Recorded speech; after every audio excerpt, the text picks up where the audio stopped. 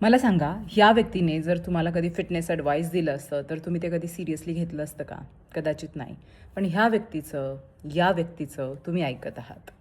आपल्यापैकी 90% लोकांना ॲब्स नको आहेत, सिक्स पॅक्स नको आहेत, पुशअप्स पुलअप्स करायचे नाही आहेत, पळायचं नाही आहे. आपल्याला पाहिजे कॉन्फिडन्स, आपल्याला पाहिजे फील गुड फॅक्टर, आपल्याला पाहिजे की लोकांनी आपल्याला सिरियसली घ्यावं, रिस्पेक्ट करावं. So fitness is highly related to all these things. Let's imagine 2 scenarios. आपण डिनर टेबलवर बसलेलो आहोत आणि if you are ordering unhealthy food आणि जस्ट आपलं पोट वगैरे वाढलेलं आहे आणि सगळे लोकं म्हणत आहेत की अरे थोडं लक्ष द्या स्वतःकडे, बघा काहीतरी स्वतःचं. Do people take you seriously? No. But same टेबलवरती इफ वी से की no, I eat like this, I have to take care of my routine, I have to sleep on time, I do not eat junk, लोकांचा तुमच्याकडे बदलायचा नजरिया बदलतो.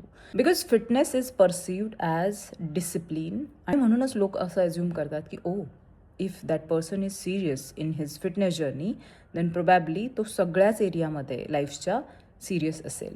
And then people start taking you seriously. Totally understand, consistency ठेवणं खूप अवघड आहे. टेम्पटेशन्स सगळीकडे असतात, पण प्रत्येक वेळेला जर आपण टेम्पटेशन्सला हो म्हणालो तर लोक आपल्याला सिरियसली घेतील का? नाही घेणार, राईट?